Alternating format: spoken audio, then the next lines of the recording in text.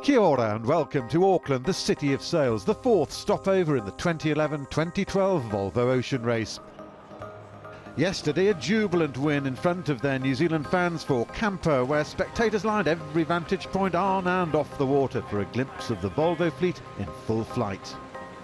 The one thing we've said all week was how do we actually thank everyone who's helped and supported us, and I hope this goes a little way to doing that, because it's been a huge week of support for us and it's helped.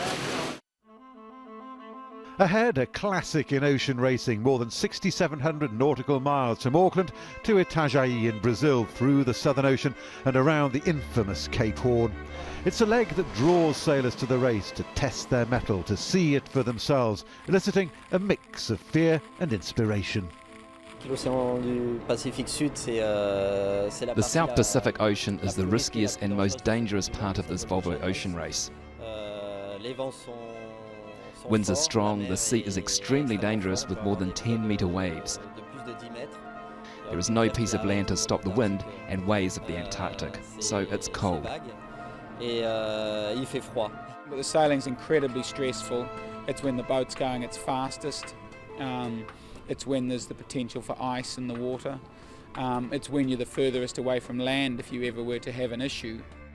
I would hate to think of the Volvo without it, so it's one of those ones where you go, you know, I don't look forward to it, but it's a necessary evil for the mystique of the race to live.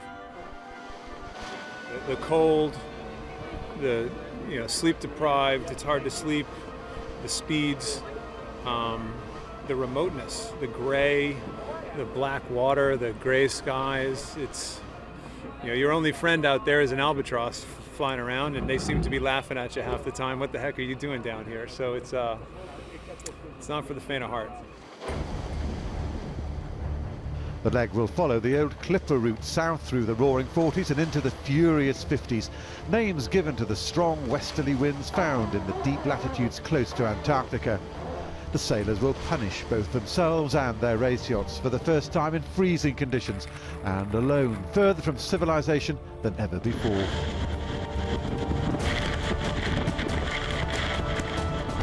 Your minimum of 10 days away from any kind of external help. Planes can't get to you, there's no ships, and you actually can't be any further away from land anywhere on the planet. And all of a sudden you realise I'm actually pretty insignificant out here in this big ocean. You get to a stage where you just hope nothing goes wrong, and you just want a bit of luck for 3 or 4 days until you sort of get back near land again, and you're at the mercy of the elements. You're looking at every weather forecast with anticipation and dread. It's a return to the traditional route made famous by the Whitbread round the world race, and whilst the conditions haven't changed, the race yachts certainly have. In the Southern Ocean, when the squall is coming, we're not talking 30, 35, we're often talking 50 and possibly even 60, so it becomes a completely different ball game. And unless you get the reef in, or unless you're on the right sail, then you're in serious trouble, because you can't slow the boat down, particularly with these boats now. If you put the bow away and try and sail deeper, then you just bury the bow and you're at risk of probably not pitch poling, but once you put the bow in and you've got 1.5 meters of water coming back at you at 35 knots, that is seriously dangerous. We have some fears. For example, having someone get hurt or losing someone at sea. That is our biggest fear. Of course, we're going to be extremely cautious so nothing happens, but the boat can also get damaged. It can have a severe breakage. After taking all the Southern Ocean can throw at them, the fleet must round Cape Horn, one of the most dangerous stretches of water in the world, where millions of tons of ocean are forced through a 400-mile wide gap between the South American continent and Antarctica. Le Cap Horn, c'est un peu la délivrance. C'est vrai que quand on a le Cap Horn, c'est un peu le... Cape Horn is the gateway. Rounding Cape Horn is like getting a degree in the South Pacific Ocean for the crew, having rounded it without difficulties with the toughest conditions in this race. Arriving at Cape Horn is a happy moment for the crew, who know they are now heading north to find better conditions. So it's a mystical place. The more I go around it, the more I appreciate the opportunity I have to sail in these waters and to round an iconic cape. It means a lot to me.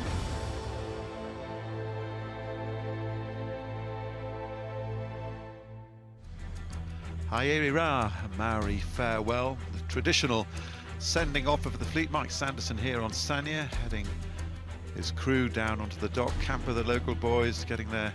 Plenty of support and, of course, plenty of emotion. This is the Governor-General, Sir Jerry Mataparai, farewelling. And this is an exchange between the two mayors, Auckland's mayor and the mayor of Itajai in Brazil, where they're heading off to next. The blessing of the fleet. Always a lot of emotion here because they're heading into some pretty hairy stuff. The Brazilian flag, that's the next stop, of course, where they're heading, having gone around the Horn through the Southern Ocean. This is Laird Hamilton, big wave surfer, out on his paddleboard, leading the fleet out of the harbour. Group Armour, they've been here longer than anybody else because they were first to arrive by 12 hours. So the farewell from the Viaduct Harbour here in the City of Sails, and pretty hard on the heart in many ways. The scoreboard, here we got Team Telefonica, Group Armour, Camper with Emirates Team New Zealand. Still the top three, and looking pretty strong at the top is Team Telefonica from Spain. Pedro Ribes there on Telefonica, still the race leaders, taking a big lead into this leg. How much pressure do you feel there? Well, at the moment, I think with the forecast that we have, is not pressure for anyone. The pressure is to keep the boat in one piece and to keep everyone in one piece. And it's going to be a tough leg. We know the first 36 hours is easy that you will lose the race, you won't win anything. And then it's a really tough Southern Ocean leg, which is going to be very windy, downwind, the first time in this race. So it will be good to see the performance of the different teams. I think we can have surprises in teams that they are not in the leaderboard going very well. Right, Frank Camas heading into the Southern Ocean. What does this leg mean to you? This leg is a mythic for everybody, for the sailors and for the Volvo Ocean race. I think everybody think about the Volvo Ocean race, think about this kind of leg with heavy wind, big waves, downwind and very fast speed. So I think it's exciting for everybody. Now, horrible weather forecast, what are you expecting? The forecast for the next 2 days is a little bit tricky because it's upwind forecast with a heavy wind, especially tonight and tomorrow morning.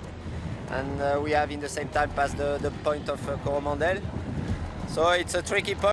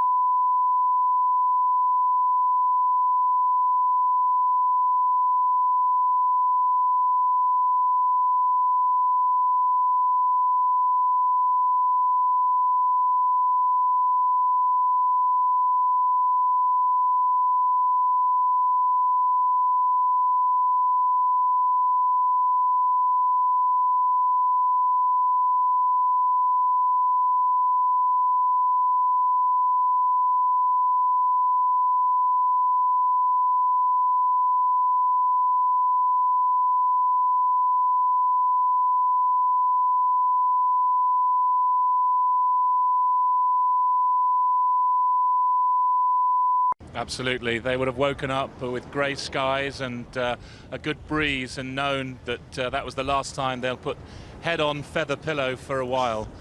It certainly is a funny feeling waking up on race day. You've got to get through the docking out ceremony and then back into sailing mode again. Palmer at the moment, and they're just flying around the course, just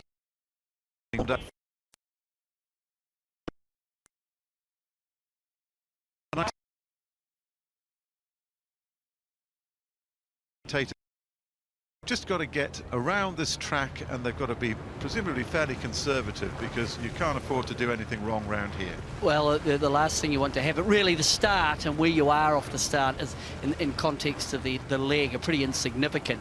But what you don't want to do is get hooked up with a spectator boat or hit something in the inner harbour. They're starting in an area of relatively light wind, but Martin, as they head out into the Hauraki Gulf, these boats are in for a torrid 48 hours. Mark Cavell, you've been there, you've been in with these guys. What is it about the Southern Ocean? I mean, it's we keep hearing the word mystique. Well, you see things that you've never seen before, waves the size of large buildings, beautiful albatross that follow you for weeks, and the breeze that just keeps on coming. It's a very, very special place, and it seems that you've got to get deep into it to really start appreciating it. It's something you find just off the coast of somewhere. So I think they're probably going to get harbour on board with Camper at the moment. Chris Nicholson with Stu Bannatyne on his shoulder there. Local boat, fresh from their victory yesterday. That will have given them a real fillip in terms of, you know, their first win in the Volvo Ocean Race. Great way psychologically to be heading off on this leg. Absolutely, and in many ways what we're seeing here now, the setup for this first portion is very similar to yesterday. We've got the wind coming directly down the harbour. We see Dean Barker, part of Team New Zealand America's Cup campaign, on the boat at the moment. But this is a classic upwind start. The tide is running from left to right, and we will see that similar pattern, I think, local knowledge, to work the wharves or the city side of the harbour in the inner harbour, Martin. But again, I don't expect to see the boats pushing hard. The white buoy, the white inflatable, is the pin end of the line, and up towards the top of picture, that's the committee boat at the windward end of the line. We can see Camper reaching round the bow of Telefonica with 32 seconds to go. Camper having to do a big manoeuvre around underneath Telefonica. So the boats are actually starting on port tack. So Telefonica have Camper pretty well tucked away there, and then right at this windward end, Group Armour look in a pretty strong position. Camper then wriggle out to get clear air. So 10 seconds to go. We're into the final wind-up for the start of the leg from Auckland to Brazil. And it's Abu Dhabi who's got a good little bit of speed on, but down to leeward, Camper and Telefonica, plenty of speed at the leeward end. But look at the start at this windward end, Martin, of Sanya. Another good move by Sanderson. Well, local knowledge probably coming into play a bit there. Mark Cavell, your take on that start? Well, that's an absolute slingshot start there from Sanya, coming through by far the fastest boat as she crossed the line. But what a move there by Camper to thread the needle earlier on in the start.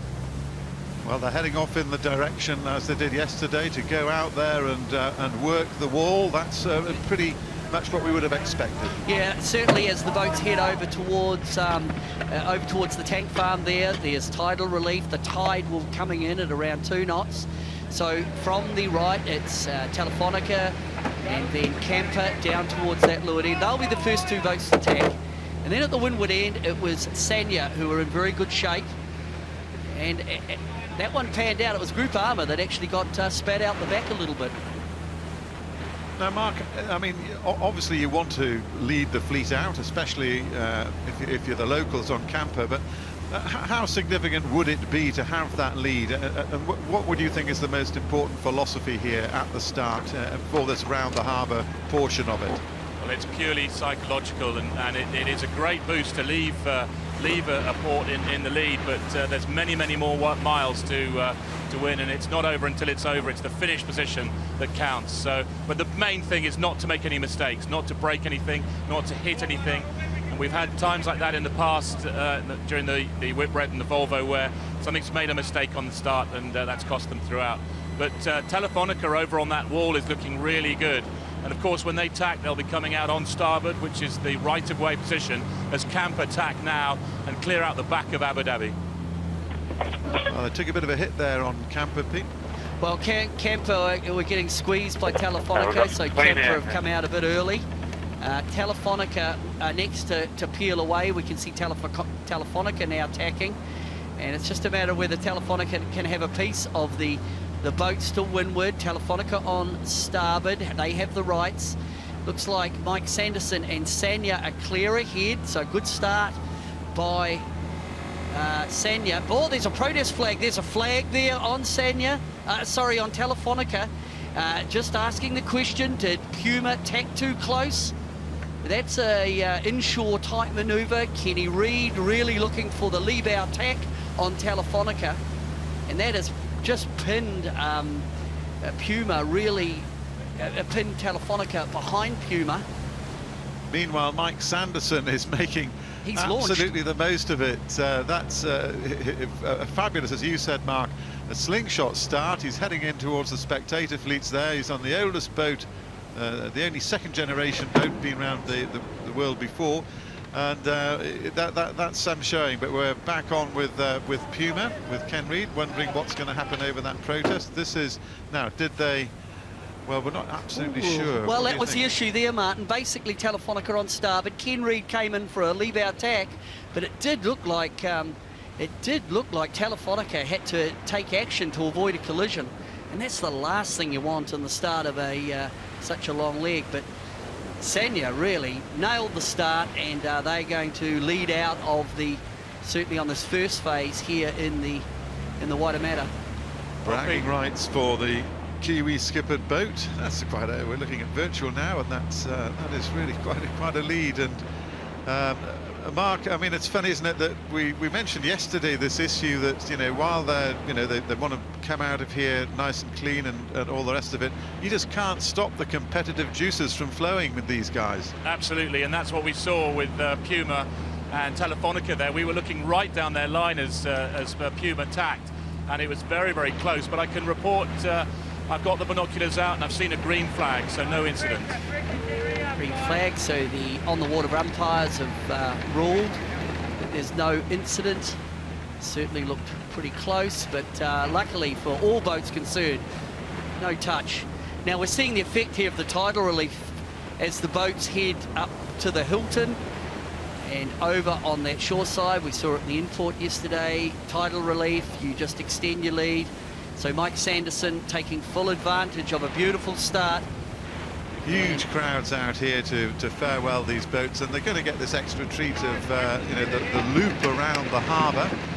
In the old days, they were just up and gone, and in a breeze like this, they would have been disappearing over the horizon double quick. But now, here in the City of Sails, we're going to see them loop around the port before they head out.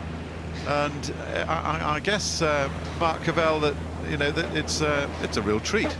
That's an absolute treat, and something that you didn't see because all eyes were on the start, and certainly the cameras were on the start. But I had a quick glance back at the harbour bridge, and we stopped the traffic. Uh-oh, that causes havoc. That does cause havoc in this city. It seems to happen with these big yachting events.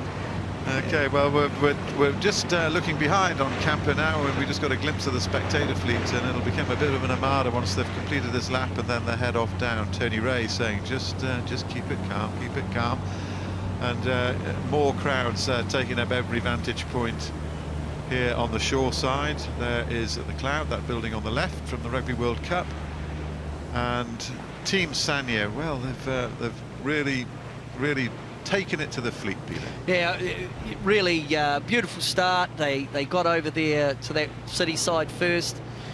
Just be interesting to see now, do they have the legs to hang on, because we know that Telefonica, one of the blisteringly quick boats, and right on her tail you'll have Camper, and Camper again using the tactic that we saw yesterday, working that city side as they go.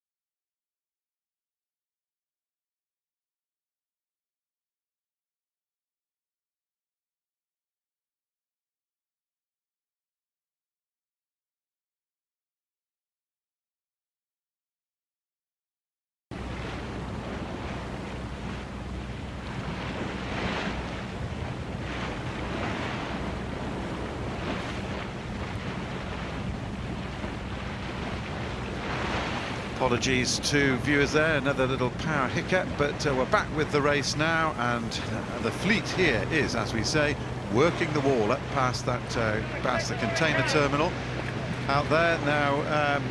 Mark Cavell's on the water, and we just lost our pictures for a while there. Mark, it's just looking like Sanya's hanging on, but they're being caught.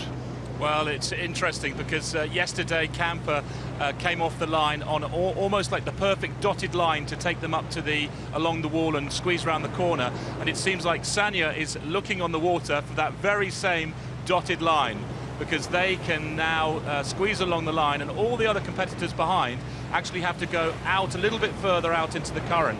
So she is being caught, but not by much. Abu Dhabi there charging along. She likes this flat water when she gets a chance. Justin Slattery up on the bow, just calling up Ian Walker. Just calling the dip there, Martin. It was, they needed to just to keep clear. It was Camper coming through on starboard. As we look, we're on board Abu Dhabi. Ian Walker certainly used to sailing close boat on boat. It's already looks a pretty solid breeze, and they're only in the inner harbour. And although we're talking about the now, Martin, this one really later on as they head out into the Hauraki Gulf, looking at the forecast, it looks pretty gnarly.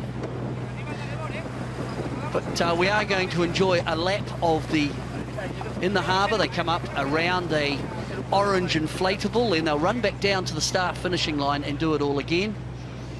So certainly the crews are getting a fair old workout in terms of you get pretty hot inside that wet weather gear. Well, they'll be hot, they'll be cold. It's going to be a real mixture that's coming their way. There's no doubt about that at all. Now, this is as solid a breeze as we've seen. The forecast has been incredibly accurate so far, so we do know that they are in for a regular thumping. But describe how you're seeing the conditions out there, Mark. We haven't had a sort of big overview yet. Well, they're blessed by this flat water from the harbour, and of course the big player is the current. Yesterday we had about 2.5 knots running down the current, and it's probably a little bit more today. But I'm looking back down the course and seeing Camper and Puma. Puma actually dragged Camper out right into the middle of the current, and I'm sure the guys on Camper Team New Zealand were spitting because they wanted to play that wall and get back in and out of the current. But now Kenny Reid and his team leads Camper back as Sanya continues to play the wall and make good advantage of their lead. Sanya crosses in the lead with Mike Sanderson. How many Wednesday night or beer can races must he have done over the years, and he's employing all that experience to get the bragging rights heading out of the port side of Auckland here, and putting on a real display there. It's on board here with Sanya. It looks like Sanya setting up again, attacking, heading back towards the Oraki Basin side. They've got they've extended their lead, and that will all be a function of sailing in less current. We can see the top mark. That's the orange mark up the course. There's Kenny Reid, who currently look to be in second position, although they're having some anxious looks down to leeward, and they will be looking down towards Telefonica. And by the look of the how the bow's coming down on Puma, that would indicate to me that Telefonica on starboard are in a strong position, forcing Puma to dip. So Puma comes round as the giveaway boat, dipping underneath Telefonica. So Telefonica are moving, well, it was a double dip because Abu Dhabi have come up. So that's actually quite a big dip for Puma. For Camper, they've just stayed on the wind because they were back a little bit more. It'll open up now for Camper to actually sail in clear air, which they've struggled to do from the start. Mike Sanderson with that characteristic lean. Each of these skippers has a very noticeable style as to how they sort of stance at the wheel, and this is a very happy stance at the moment because he's in the lead in a boat that in many ways shouldn't be, and he's doing a great job here with his mostly Kiwi crew. 7, I think, New Zealanders they've got on that boat, including of course Mike Sanderson, the skipper. The fleet now a little bit more spread out, and they're in the lead, Mike Sanderson and Mark Cavell. Just they're getting up now towards that first turning point, and you've got to take your hat off to him. Absolutely. I'm counting the tacks that this fleet does, and I know for sure that Sanya are doing less tacks than the other competitors, because the others are having to work against each other. Certainly Puma taking some ducks there around the back of Abu Dhabi. So Sanderson getting every advantage to extend their lead. Good lineup for second really through to fourth there with Camper, Abu Dhabi, Telefonica, Puma. Now they will just extend. This is still a long board to the top mark. And although it's quite exciting to watch, Martin, really the emphasis to get out of here without ripping a sail. That, of course, is the last thing you want to do is rip, especially the downwind sail when they come around the first mark. You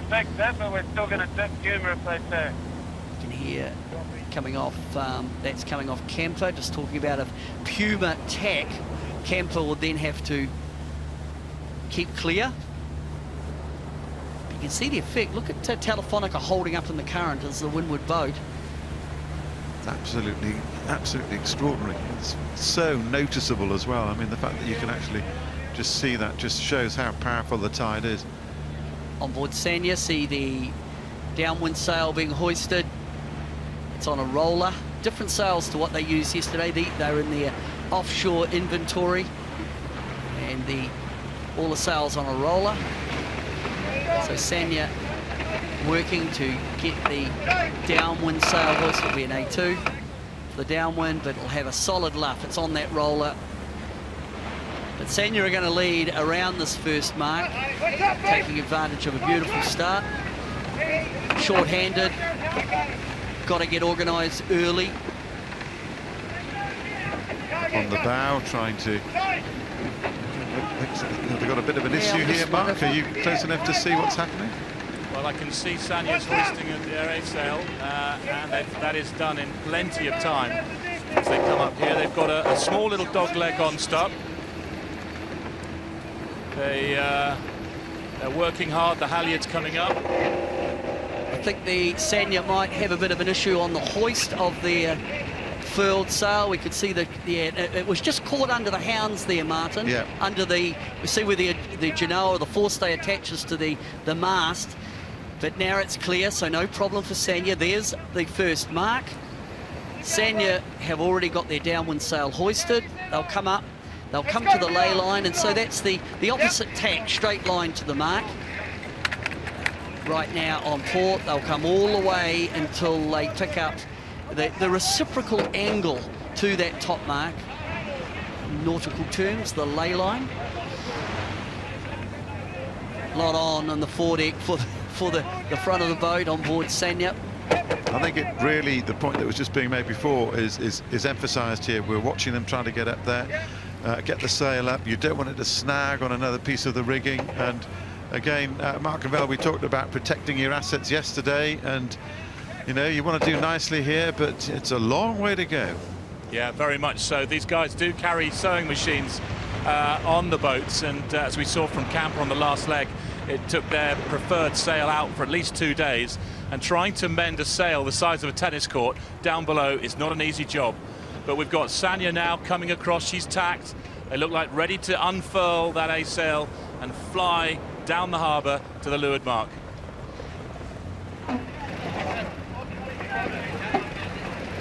On board now with Sanya, and you can see the shuddering of the boat as they ease the mainsail, then ease the Genoa, and then they'll fly that huge downwind A sail, and they will just take off down here with the tide, with the wind. And I mean, what sort of speeds are we talking about here? They're going to be around the 20 knot mark. Yeah, Peter? 20 knots, maybe, and a little bit more. As Sanya around Abu Dhabi, they've had a good upwind. They'll come in from on starboard. It's going to be close. Telefonica will need to dip. Telefonica are the boat required to keep clear.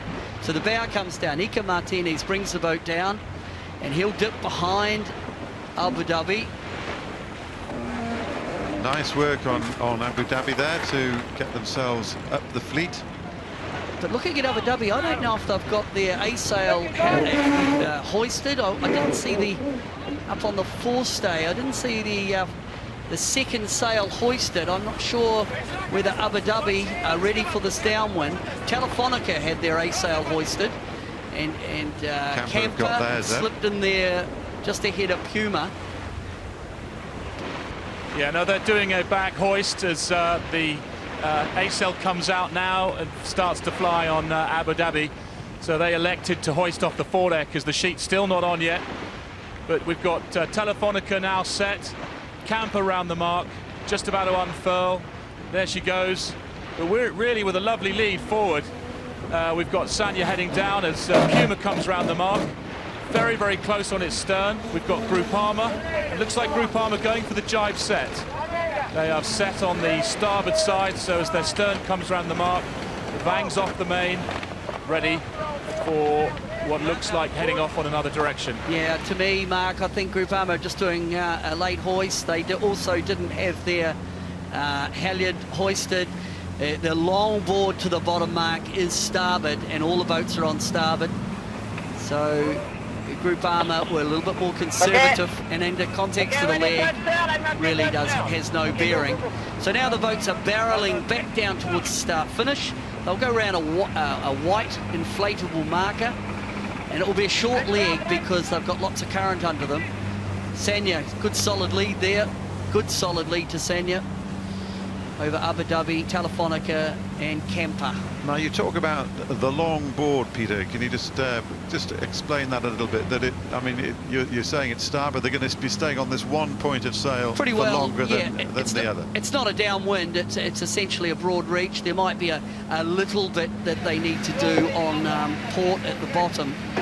But one of the golden rules is you do the long board first, or the long downwind leg first. Looking over Mike Sanderson's shoulder there, and there this is a downwind leg still. We can see these are the downwind sails. Telefonica just going a little bit power up under Camper. Ian Walker on his right is one of the jumpers for later. He's a guest on board, and of course they're not going to go very far. They're going to have to jump in. Adil Khalid there. He was saying today that he's only 23, from the United Arab Emirates. And he was saying that where the Southern Ocean is concerned, it's really scary, and my stomach is going round and round. Well, I'll bet it is. And you were alluding to that before, Mark, that more than butterflies when you're heading out towards the Southern Ocean. Yeah, no, I mean, the other day in a press conference, a question was asked, can you explain the leg in one word? And the word that was mostly commonly used was respect, and then after that was probably fear.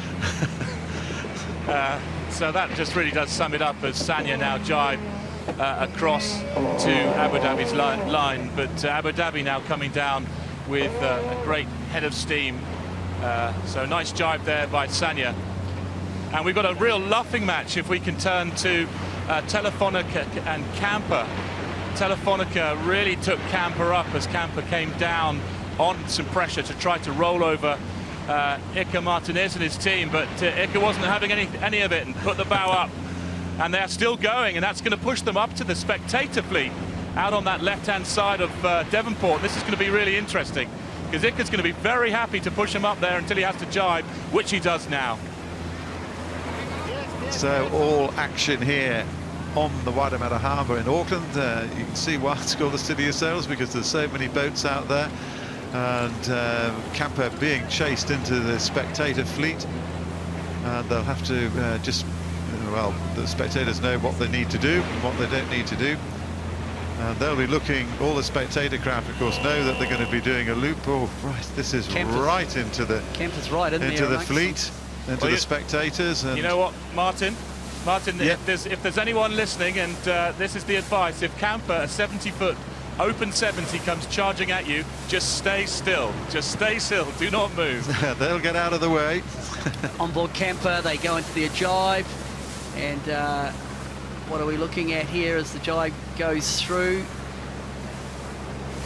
So Camper have ended up right on the Devonport or the North Shore side, and it looks like Camper have gone. Have they done a peel there, Mark? No. It was just an outside jibe. It just it's a little bit soft over there on the North Shore. Mark, you're out there looking at this.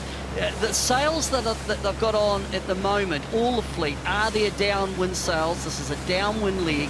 What are you seeing in terms of different designs, different concepts? Because these sails could be the key to the winning of this league.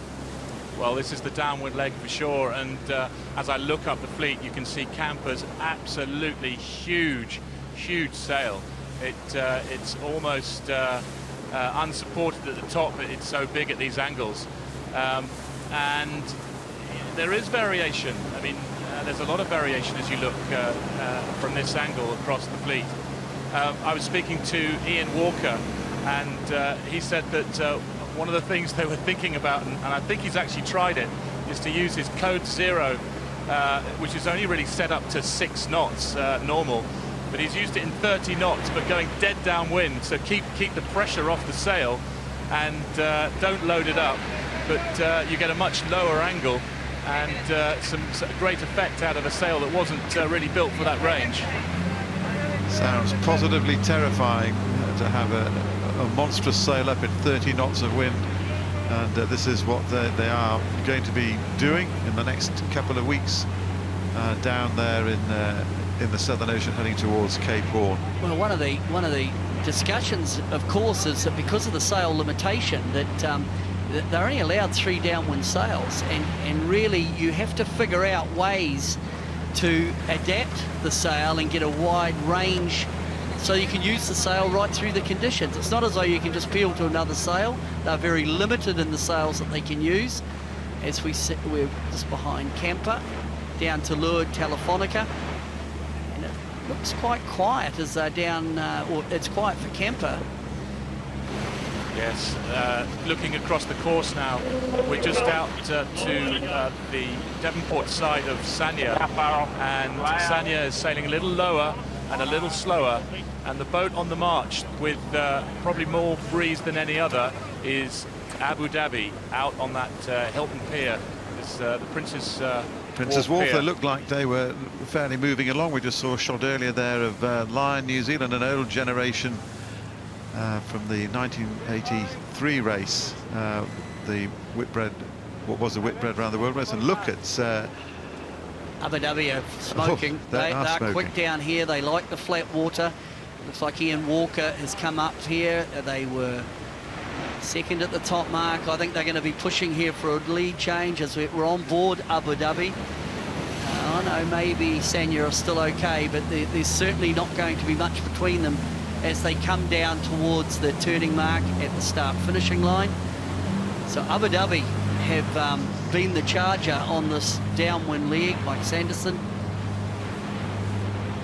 They come round the mark, they'll port rounding, so it's a left-hand turn, then they'll head right back up, and they're going to then exit the Waitemata Harbour Oh, big puff on Abu Dhabi. Look at that. Look at her go. Bow comes down and plenty of pressure on Abu Dhabi, and you're going to see her come smoking out the bow. So that was a. Well, we saw her do this, and we saw her do this in the practice race. Just went absolutely flying past Telefonica, just on a little puff of wind, and she was a rocket ship. But look at the work that Ian Walker's doing there. He's talk about having a game face on. You've seen plenty of that game face from Ian Walker, Mark. Yeah, I was lucky enough to sail stars with him back in 2000 at the Olympics there, and now he's a very focused guy, very, very focused individual for sure. But now they're working on getting those downwind sails down, and they're both set up for this leeward mark. And the other little exciting news that we're going to see from this leeward mark is no longer do the spectators are the spectators expected to hold out to the sides. When the fleet's through this downwind mark, they can actually join in the Armada and watch this fleet leave Auckland for this generation of the race. What's also going to be interesting is that in due course we're going to see various people jumping off the boat, those guests, the jumpers we call them, and they're going to be doing that in the harbour this time round, because they feel that with the spectators, the number of spectator boats, it gets a bit it'll get a bit dodgy if there's an Armada following them when they go out into the open water. Plus it's blowing out there as well. Blowing outside Sanya around Mark II. They held their lead. Next will be Abu Dhabi. As we can see, the Jenica all furled up. Got to get a clean takedown as Ian Walker just gets a little bit high of the mark. So the radius of turn around the mark means that when he exits, he's close to the marker. As Abu Dhabi Ocean Racing comes round the Volvo marker, and they're heading now back up the harbour. Oh, look at the battens are a bit inside out there, Martin. That's going to be a little bit untidy on Abu Dhabi. You see, the problem is in the head of the Genoa, there's a batten, and that batten has, or it's like a girder that holds the sail straight. It hasn't turned inside itself, so Abu Dhabi have a problem. They're wounded. To get that down, they might have to release the halyard. It would have come about in the jibe. Next in will be Camper, as they furl their sail up with Telefonica. So Camper have actually got round Telefonica on that downwind. So at Mark II, Camper are on the move. Chris Nicholson sprints across the stern of Camper, grabbing the other wheel, and they're off. He's battled his way back into third spot for the locals. Oh, Nicholson, you see, couldn't turn the boat round at the mark. He's opened the inside there for Telefonica, so Ika Martinez says thanks very much. Abu Dhabi jibing. I'll take that. So bottom mark causing a few issues for the teams. Telefonica around, Telefonica having to go a little bit head to wind. They've got a bit of an issue with their Jenica and probably their battens. Be good to go back as we look at Puma, see how Abu Dhabi got on. They had issues also at that bottom mark. So Camper on the next leg. Whoa, this bottom mark, Martin. And again, it's a function that the boats are in offshore mode and they're short-handed. It's hard to do these manoeuvres at the marks. Very hard indeed. Still an issue there. Look, there's an issue there for Telefonica. What it'll be, they can't get hold of the false luff of the Jenica.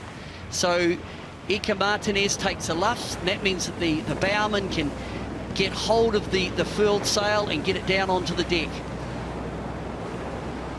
Looks like they're settling down there now on Telefonica, but that cost them, and we see Camper flying Group away. Armour, same issue. Because if the sail gets round on the right-hand side of that forestay, you can't actually retrieve the sail, because you drop it on the right-hand side or the leeward side, it'll actually just balloon away from you into the water. So what they're endeavouring to do, and we can see 4 guys up on the foredeck, is get the sail into a position that they can retrieve it. Well, this is very, very costly in terms of time and distance, and on Group Armour they're battling to get this sail sorted out.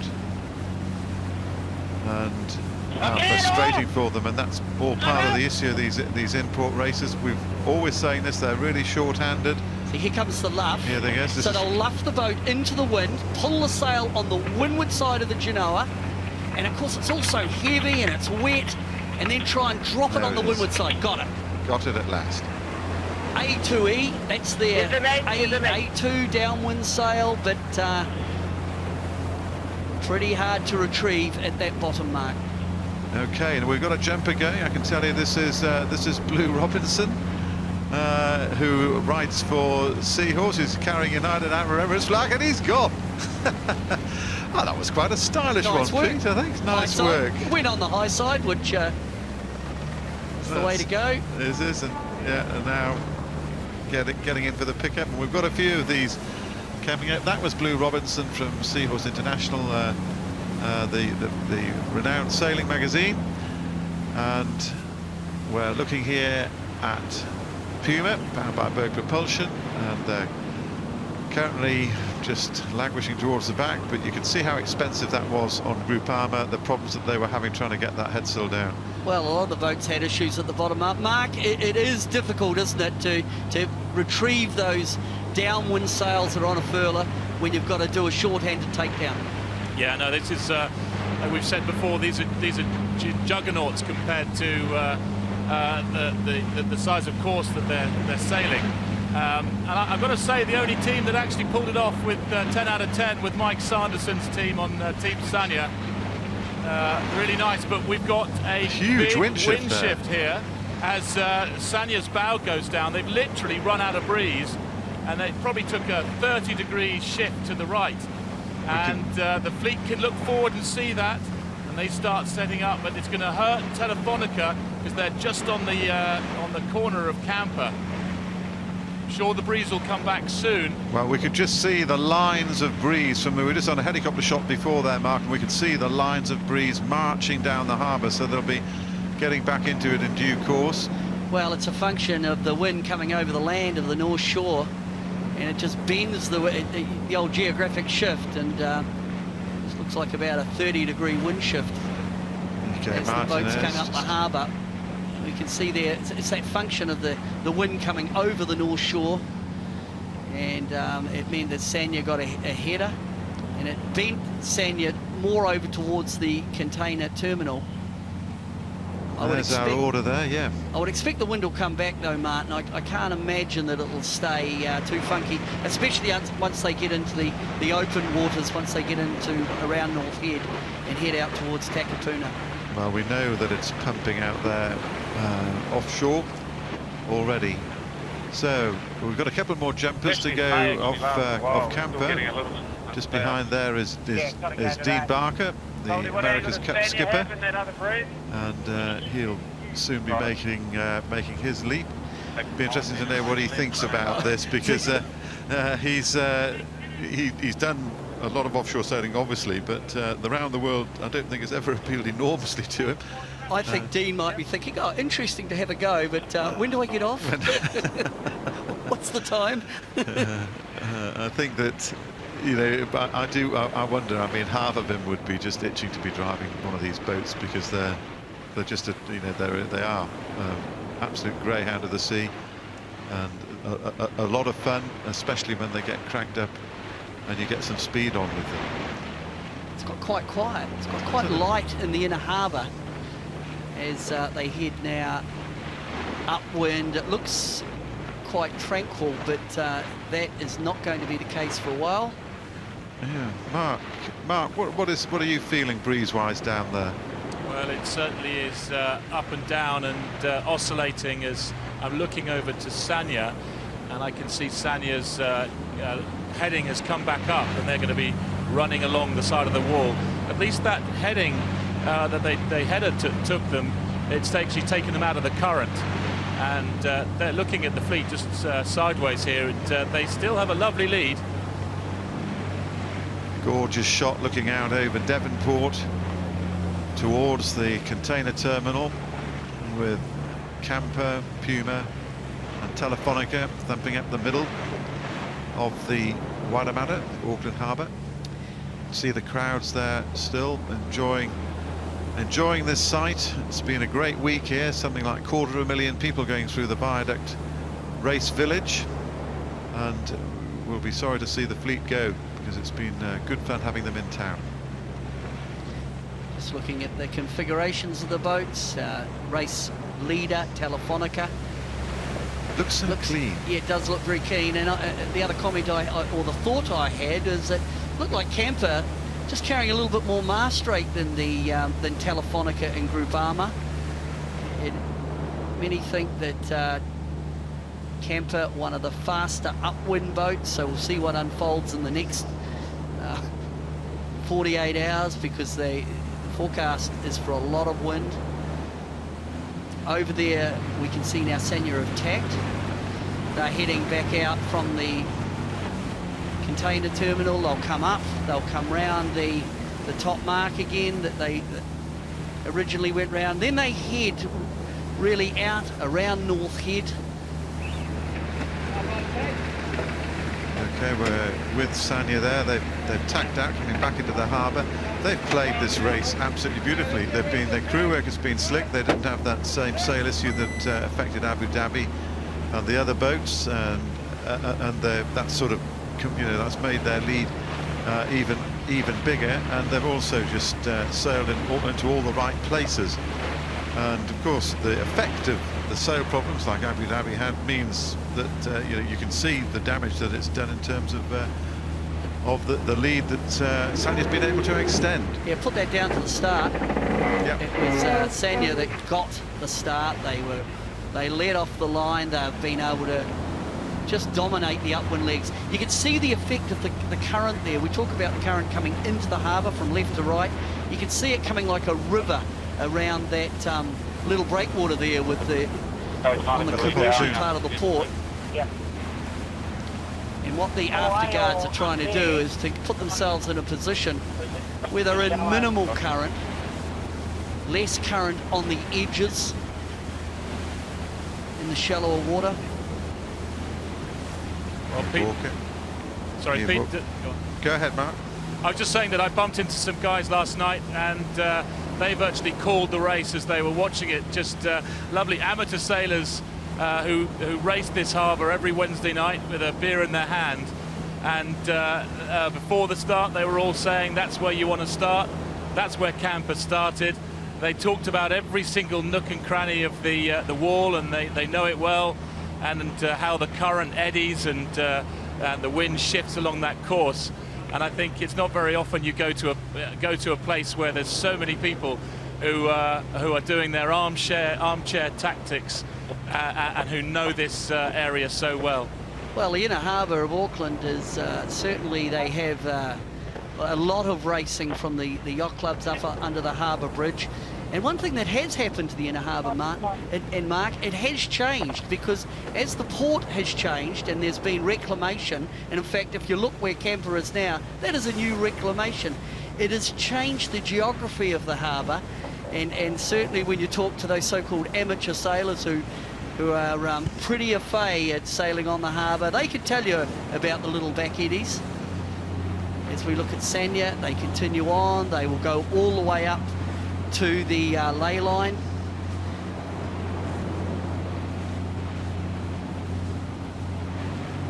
You can see there the reclamation still being built, actually, part of the new port, new container port there underneath Telefonica. Well, they're certainly soon going to be heading out of the harbour now, and we'll be soon leaving our viewers around the world, and as the boats head out to what we know is going to be a ferocious punishment. We'll be staying on air with on the internet as far as we can technologically, but I think these guys, as we look at Craig Satterthwaite here, just taking a few deep breaths from the hard work that they've been doing. It's been a time, I guess, Mark, for the crews to begin to settle down a bit and think about what's lined up in front of them. Yeah, they'll be pleased when they get round the corner here. Even though they're entering into big waves, it's about to get very wet on deck. They'll be pleased they get out of this shorthand racing, and they'll look out across the ocean and they'll know that Cape Horn is the next thing they'll be rounding. Well, I've got quite a tricky bit to... Once they get out of the harbour, they go up the bays or up heading north. And then they head over to the Coromandel Peninsula and the Colville Channel. And I can tell you, Martin, that Colville Channel is can be quite tricky. Wind against tide, which I understand they're going to have. I think the forecast 25 knots, wind against tide, which will really make it pretty bumpy as they head over towards their exit from the Hauraki Gulf. It'll be interesting to see how long Sanya can hang on to onto their lead once they get out into open waters. It's has primarily, of course, though, been just a case of bragging rights for whoever's heading out there first. Sanya coming up, they were just below the ley line, they're on port and heading up towards that turning mark. They'll tack around the mark, and then it looked to me as though they might be able to lay through to the next mark. It's Cameron Dunn, he'll be pretty happy. Cameron Dunn with a hat on there, the Sanya hat with the white glasses. He would be acting as tactician on board Sanya. Him and Mike Sanderson, I think, have engineered a very nice exit from Auckland Harbour. Beautifully engineered. That's using, as we've been saying, all his local knowledge. And this is, as we say, though, as they, you know, they've got this good, I guess, Mark, the sort of psychological aspect of it, a bit of feel-good factor heading out there when you know you've done a nice job. A boost for the crew, really. Absolutely.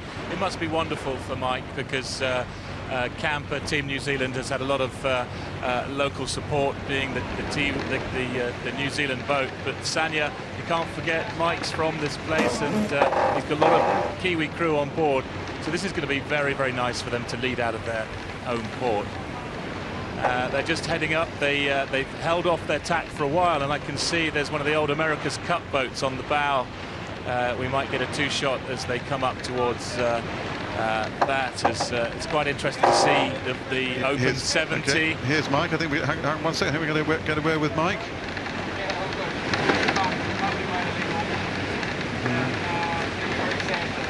Okay, Mike Sanderson, can you... No, you can't hear us. Okay, no, couldn't quite get the connection there, but you can just tell by the smile on his face, Mike Sanderson's a very happy man, very pleased to have achieved that heading out. It's a good job, and the boat's now coming all the way across to this wall again, tidal relief, and they'll be picking up the ley line to the next mark. There's a second mark, which is on the exit to Auckland Harbour.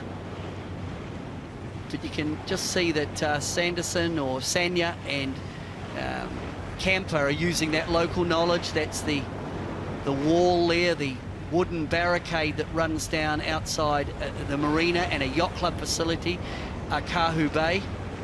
Well, I hope they're taking, all these spectators will be taking Mark Cavell's advice earlier, just stay put while the boats are coming by you. And that's up on the bow. That's Mike Pameter up on the bow of Camper, trying to wave some of the spectator boats out of the way. I mean, this is pretty dodgy. Well, you can see the confusion here. I mean, this is a lot of boats in the way, but Camper seems to be threading their way quite comfortably through that. Mark, it's pretty busy out there. Yeah, it's wonderfully busy. You've got to say that New Zealand, Auckland has really come out and put on a show and shown the support for these sailors. It seems really strange seeing the boats come past the city and exit this place until the next race. We very much hope that the race comes back here again. Okay, well, there's the margins. That's 43 minutes of sailing on board.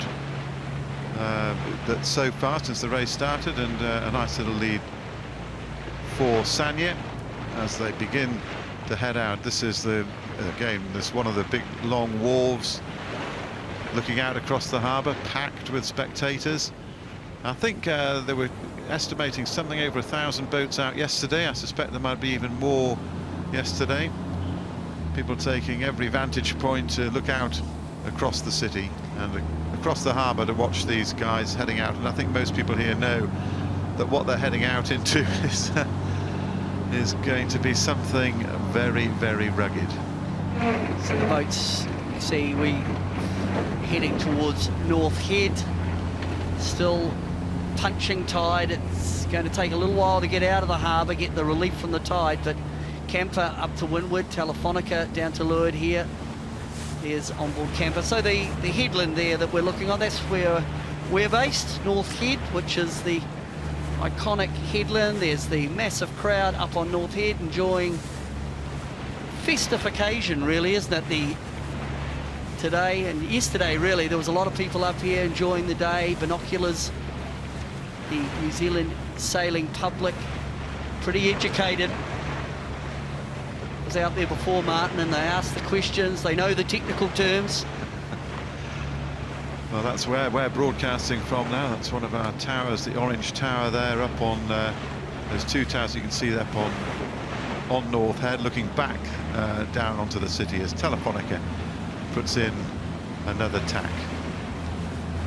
Now I think we might be heading over towards Camper, and I think we might have a jumper. Oh, well, no, who have we got going first? Well, we've got two jumpers here. We've got this is Dean Barker standing up at the back, putting his sunglasses away, and in front of him is one of our TV presenters getting some, there she is, this is Tony Street, a sports presenter, one of my colleagues actually, and she's about to do the leap, and she is, she's a very game girl indeed to be giving this a go, but she does have a bit of heritage here in that she was a surf lifesaver she's from New Plymouth on the west coast of New Zealand. And they're just waiting to see which way they're going to go. And they've gone back over to the other side. Maybe they're having a little bit of a pause before they do the jump. I think the issue was... we've got Telefonica coming across. It was a big blue boat coming through, and that could have been a little bit iffy. So they've had a little change of plan. We'll come back to that when we can, when it's going to be safe for the jumpers to jump. And this is, it's well, you can see it's pretty confused out there. Lots of spectator boats, but behind them is the Emirates Team New Zealand chase boat that'll be picking up Tony Street and Dean Barker when they do eventually get to do the jump. Well, the spectator boats, ooh, look at this now. This is, I mean, they're going to have to. Well, it's a bit of an issue for the boats people getting off, because you're always at risk in the water. And there's so many spectator boats out there. I'm sure, especially Dean Barker, he knows the lie of the land out on the harbour. They will not want to put anyone in danger. But you have to be careful. On board Camper, Tony Ray on the main sheet. This is yes, it is difficult. I jumped off a boat, one of these boats in Wellington. And your big concern is that the boat that's picking you up suddenly looks absolutely enormous, and you know that you're just a little dot. Nice lay line in by the water. Sanya, yeah, very nice by Sanya, coming around the top of North Head here. And of course, there's a lot of boats following Sanya, which means the boats behind are actually getting affected by the power boats ahead. We look at Camper, they pretty tight ley line to get around North Head. Now they'll be punching tide, a lot of current. That's Rangitoto in the background, an iconic volcano, extinct of course. One of many volcanoes dotted around Auckland City. We're looking right now back right across the harbour, and I think it's going to be another tack.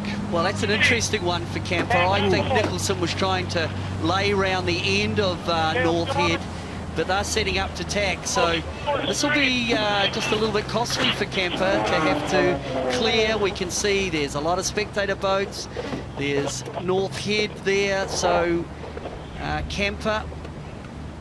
This will be expensive. Mark, whereabouts are you at the moment? Well, I am on the camera boat looking back at those shots you were receiving a little while ago, and all I can see is bow wave after bow wave.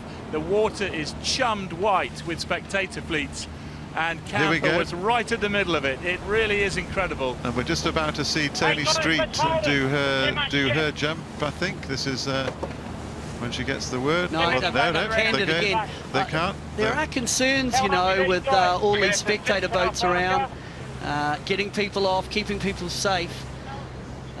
It was Chris Nicholson there that called. He didn't feel comfortable about the boats getting off. Well, it is an issue here. There's such a maelstrom being created. There's a dip here on Camper, which means they have to go down below Telefonica. We saw Telefonica tack away, and behind Camper. So Camper have actually lost a spot there as they come around North Head. But I think more the point is you do not want having people in the water when you're in close contact with the other racing boats. Safety paramount, and I think it'll be, maybe they'll just wait a little while till they've absolutely got it clear before they let anybody get off. Another complication for these guys, and I think that in many ways they're going to be glad when it's just the open sea that they've got. Chris Nicholson looks back. I wonder if they'll wait for one more tack before they let the guys off. We shall see. Now, Mark, you're saying that it's a pretty confused sea state out there. I mean, you're beginning to get out more into the ocean where the wind is actually coming from. Oh, here we go. Is this it now? We're just waiting to see what the word is. And this is here they go. And I think it's going to be... No, they're tacking. They're tacking after the tack. Boy, it's a bit of a balancing act between trying to get the people off, but also remember they're still racing the boats. And of course Chris Nicholson has the responsibility to the crew, the guests on board. In many ways, I just hope they get this over and done with. It is a distraction for the crew. Okay, Dean Barker there is waving the chase boat in. Here goes Tony Street. Oh, that's just nicely done, Tony. Well, she'll talk about that one for a while as the life jacket explodes for it, and then she'll be waiting for the pickup. And there's Dean Barker waiting to go. And I think this will have been a unique exit off the boat for him as Tony Street's picked up. And then we'll go and see what an experience to have been on board one of these boats flying around the harbour. Dean looks a little bit pensive, but I think that at the same time, as you were saying, Peter, that you know he in some ways would be like to be going, but he knows what they're going out into, and will be probably quite happy to get off and know he's got a warm bed tonight. Famous landmark of Auckland Harbour, Bean Rock Lighthouse, and that lighthouse sits on the top of a little reef that sits off St Heliers Bay.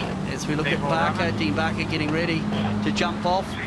Okay, waves goodbye to the boys. Here he goes. Oh, nice dive. Oh, could have done with his hat survived as well. Get a 6 out of 10, I think. Wasn't too very bad. Nice, not very nice dive. There he is. I'm amazed his hat stayed on. That's something. Gets a line thrown to him and we're pulled up and ashore, and that'll be a unique memory without a doubt. So we can concentrate now on where we were. Okay, so I think things will settle down on the boat. That's probably been a little bit costly for them, Peter. Well, I think it has. I'm just, although it's amusing, I do think actually for the team it's probably a distraction they didn't need. And through all that, when they started the manoeuvre, I thought they were in third. I've got them now. They might have lost 2 or 3 spots through that distraction. They had a couple of tacks to do. But up the front of the pack, it's Sanya, and they're still approaching. They'll be looking for a yellow marker. They'll come around that yellow marker and then head up towards the East Coast Bays.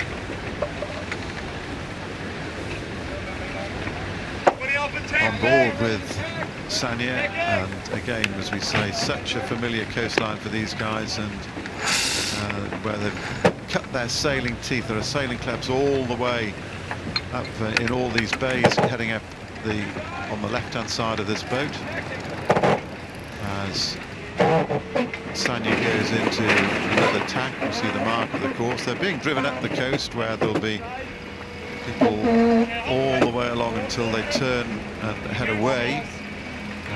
They're driven along the coast, people from vantage points all the way along, able to watch the fleet as they barrel past. Martin, one observation here earlier in the race when we were in especially in Cape Town and I think even in Sanya. Sanya had a different genoa. They had a genoa that was quite high in the clew, which is the intersection corner where the sail attaches to the deck. But now they've got a sail that's low on the deck, and that will be a new sail that the designers have come up with. So Sanya have developed. I think they're a little bit faster than they were, and they've really capitalised in this one to leave Auckland, and they'll lead the fleet out now to sail reach up to the East Coast bays to another turning mark. And then it's all going to be on. Mark Cavell, we're going to be closing this broadcast down shortly. Just give us your summation of what this has been like and what they're heading into. Well, it's been a fantastic send-off. They've got great conditions as Sanya has just got around the top mark, put the bow down and headed off. And they'll really just be thanking the town, the city, for what a great reception this has been. Abu Dhabi still just on the ley line to that top mark, and it's a nice top mark for Abu Dhabi. Coming behind them will be Telefonica. So Abu Dhabi come around the mark, and then they'll ease sheets and head out into the Hauraki Gulf. Well, what a stopover it's been here in Auckland. It's been everything that they could have asked for, but perhaps it could have just been a little bit longer. The boat's delayed out of China to get down here, and it's been a very busy time. Peter, your feeling about how it's all gone? Oh, I think the Auckland stopover you've covered a bit short, but in terms of the conditions that they've had have been perfect, and lucky to get the conditions in the inner harbour, and the send-off and the support from all in the harbour has been fantastic. Okay, well, it's been a privilege to bring you this broadcast. We'll be carrying on the internet as long as the technology will allow us to keep up. And now we go back to this familiar routine where we'll be waking up in the night, thinking about these guys, wondering just how they're getting on and wondering what they're having to put up with. We know it's going to be a severe test of man and machine, and we just wish them all the very best as they head off, leaving the city of sails. Haere is the farewell from Auckland in New Zealand. From the city of sails, we wish you farewell, and we wish these guys fair winds and a safe sail.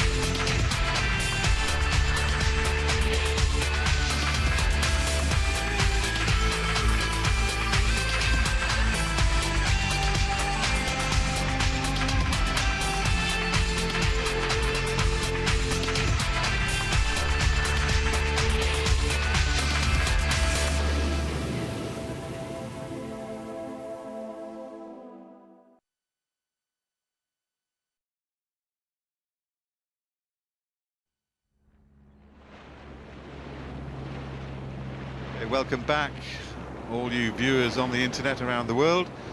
We're looking at the fleet now. They've cleared the port, really, of Auckland, and they can now get into a settling down routine, and they're on their way. And, well, what lies ahead of them? 6,700 miles. But before that, they're in for a right regular little kicking in the next couple of hours, Peter. Next 48 hours, well, first up, yes, they've got to get out of the harbour. But The first obstacle will be actually clearing the Hauraki Gulf. There's an area called the Volvo Channel. Wind against tide, it can be quite nasty. I don't imagine these boats will have too much difficulty, but then they get out into the Pacific off New Zealand, and the forecast is particularly nasty. And it's decision time, you know. They've got to make some decisions. Do they head hard immediately south down to East Cape, which is another landmark of the North Island, or do they track out into the Pacific for different conditions? So the next skids in the next, 6 hours, or the next 12 hours will be interesting viewing, because I expect to see a split in the fleet. Mark Cavell, how do you see this one panning out for these guys in the next couple of days? Well, it's the forecast certainly for tonight, the next couple of days, is quite a lot of breeze. But talking to some of the navigators, he said it wasn't so much the first few days that was worrying them. It was the transition back to slightly lighter conditions and making sure that they don't suffer from lack of breeze.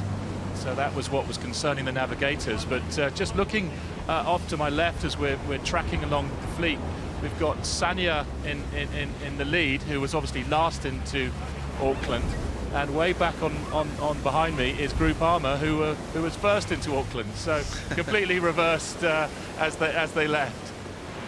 Well, we're looking across at the sail training ship Spirit of New Zealand. Is that square rigger in the background as once upon a time a state-of-the-art, and now these ones, how different they look as well. Camper, Puma and Telefonica are all bunched in as they punch their way up the Rangitoto Channel and on towards East Coast Bays. Pretty murky out there at the moment.